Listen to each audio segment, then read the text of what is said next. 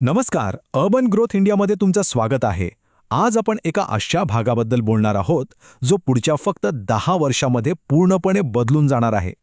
हो, ही बातमी आता पक्की झाली आहे. नवीन नागपूर शहराच्या मोठ्या प्रकल्पाला महाराष्ट्र शासनाने अधिकृत मंजुरी दिली आहे. याचा सरळ अर्थ असा आहे की ही गोष्ट आता फक्त कागदावर राहिलेली नाही, तर प्रत्यक्षात जमिनीवर उतरणार आहे. जर तुमच्या मनात असा काही विचार असेल तर पुढची काही मिनिटं तुमच्यासाठी खूप महत्त्वाची ठरू शकतात. कारण आपल्या आयुष्यातला कोणताही मोठा निर्णय घेण्याआधी आपलं शहर नक्की कोणत्या दिशेने वाढतंय हे समजून घेणं सर्वात गरजेचं असतं. पण मग मूळ प्रश्न हा आहे की एवढा मोठा प्रकल्प उभा करण्याची गरजच का पडली? याचं कारण अगदी साधं आहे आणि आपल्या डोळ्यांसमोर आहे. जुनं नागपूर शहर आता आपल्या पूर्ण क्षमतेनं भरलेलं आहे. त्यामुळे वाहतुकीवर आणि बाकीच्या सुविधांवर प्रचंड ताण येतोय. आणि याच समस्येवर एक दूरदृष्टीचा उपाय म्हणून एक नवीन पूर्णपणे सुनियोजित नागपूर शहर वसवण्यात येत आहे. चला तर मग आता या मोठ्या योजनेचे 2 मुख्य भाग नेमके कोणते आहेत ते जरा समजून घेऊया. या योजनेतला जो पहिला आणि सर्वात मोठा भाग आहे तो म्हणजे 148 किलोमीटर लांबीचा तिसरा रिंग रोड. हो, तुम्ही आकडा बरोबर ऐकलात, तब्बल 148 किलोमीटर. आणि हा रिंग रोड ज्या भागांमधून जाणार आहे तिथल्या अंदाजे 36 गावांची जमीन त्यासाठी संपादित केली जाणार आहे. आणि यासोबतच हिंगणा तालुक्यामध्ये एक वेगळा सेंट्रल कमर्शियल प्रकल्प उभारला जातोय आणि त्याचा खर्च आहे तब्बल 13,000 कोटी रुपये. या एका आकड्यावरूनच या भागात किती मोठी गुंतवणूक येणार आहे याचा आपल्याला अंदाज येऊ शकतो. आता हा जो भाग आहे ना, तो आपण जरा शांतपणे समजून घेऊया, कारण ही माहिती थेट तुमच्या निर्णयावर परिणाम करू शकते. बघा, या योजनेत नागपूर ग्रामीण, कामठी, हिंगणा, पारशिवनी, मौदा, सावनेर, उमरेड आणि काटोल या तालुक्यांचा समावेश करण्यात आला आहे.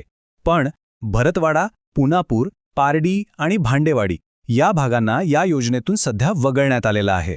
हा जो तिसरा रिंग रोड आहे ना, तो भविष्यातल्या नागपूरच्या विकासाची एक प्रकारे मुख्य नस ठरणार आहे. कारण तो Butibori MIDC, Hingna industrial area, Mihan, Gondkhairi, Parshivni आणि उमरेड या सगळ्या महत्त्वाच्या केंद्रांना एकमेकांशी जोडणार आहे. त्यामुळे मालवाहतूक आणि दळणवळण प्रचंड सोपं होऊन जाईल. बरं, ह्या सगळ्या मोठ्या योजना झाल्या, कागदावर तर छान दिसतात, पण याचा आपल्यासारख्या सामान्य माणसाच्या रोजच्या जगण्यावर काय आणि कसा परिणाम होणार? तर सगळ्यात पहिला परिणाम म्हणजे नागपूर शहराची कनेक्टिव्हिटी खूप सुधारेल. नवीन औद्योगिक आणि लॉजिस्टिक हब तयार होतील. एक अत्याधुनिक ट्रक टर्मिनल बनेल, ज्यामुळे जुन्या शहरातला जड वाहनांचा जो भार आहे तो कमी होईल. आणि या सगळ्याचा सर्वात महत्त्वाचा परिणाम म्हणजे रोजगाराच्या हजारो नवीन संधी निर्माण होतील. आता या नवीन शहराची एक खूप खास गोष्ट आहे जी आपण समजून घेतली पाहिजे. हे शहर खोदकाम मुक्त असणार आहे. आता याचा अर्थ काय? याचा अर्थ असा की पाणी, गॅस, वीज, इंटरनेट या सगळ्या लाईन्स टाकण्यासाठी परत रस्ते खोदले जाणार नाहीत. त्या सुरुवातीलाच जमिनीखालच्या खास बोगद्यांमधून टाकल्या जातील. ही खरोखरच एक दूरदृष्टीची योजना आहे. ठीक आहे, हे सगळं तर झालं, पण आता सर्वात महत्त्वाचा प्रश्न की ही सगळी माहिती आपण स्वतः तपासायची कशी? कारण IQ माहितीवर विश्वास ठेवून घेतलेले निर्णय अनेकदा आपल्याला अडचणीत आणू शकतात. त्यामुळे अजिबात घाई करायची नाही. कोणतीही जमीन किंवा मालमत्ता घेण्याआधी या 3 गोष्टी स्वतः तपासून घ्या. 1. NMRDA म्हणजे नागपूर महानगर प्रदेश विकास प्राधिकरणाचे अधिकृत नकाशे नक्की बघा. 2. तुमची मालमत्ता कोणत्या झोनमध्ये येते म्हणजे रहिवासी आहे की शेती हे तपासा. आणि 3. त्या जागेवर भविष्यात रस्त्यासाठी काही आरक्षण आहे का याची खात्री करून घ्या. आणि आता सर्वात शेवटी, निर्णय घेताना आपण नेमकी कोणती सावधगिरी बाळगायला हवी ते पाहूया. जेव्हा अशा मोठ्या योजना येतात तेव्हा काही सामान्य चुका लोकांकडून हमखास होतात.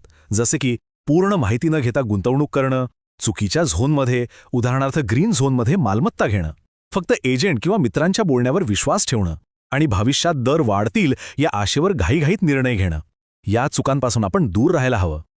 एक गोष्ट नेहमी लक्षात ठेवा, शहराच्या वाढीची दिशा जर आपल्याला एकदा नीट समजली तर आपले निर्णय सहसा चुकत नाहीत. शहर विकासाची असेच विश्वासार्ह आणि सोप्या भाषेतील माहिती तुम्हाला वेळेवर मिळत राहावी यासाठी urban growth India channel subscribe करून ठेवा, म्हणजे योग्य माहिती योग्य वेळी तुमच्यापर्यंत पोहोचत राहील.